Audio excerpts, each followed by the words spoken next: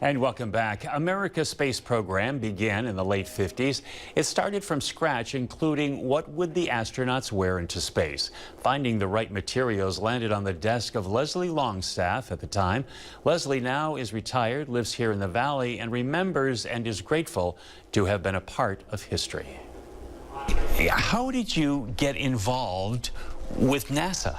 I was in the Air Force, and I'd done 8 years, and I was iffy whether to go on for another 4 years or 20 years.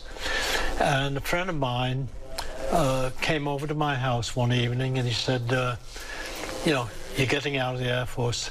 He said, how would you like a job with ILC? And I didn't know at that time it was for the Apollo spacesuit. You didn't? You had no idea? No idea.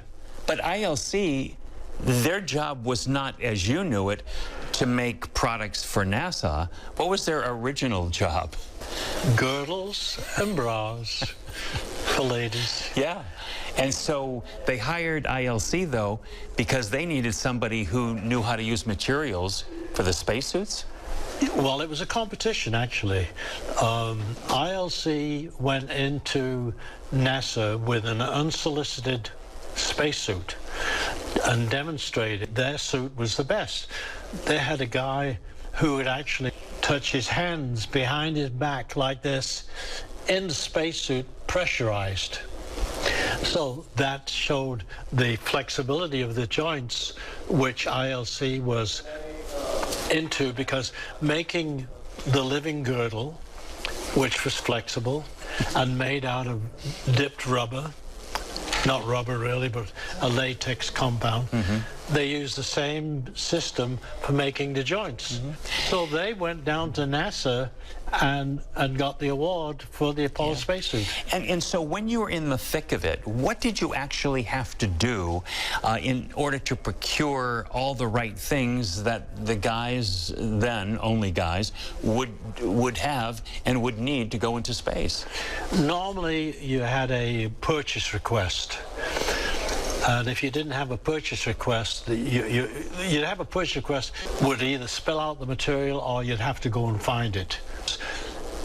Two types of procurement. Either was NASA dictated, in other words, they had experience with that material before and they wanted that material, or it was something that they wanted,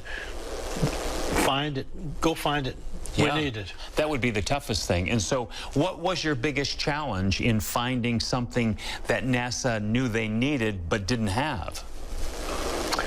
A sewing needle. What? A sewing needle. No needles are made in the USA. They're all made overseas.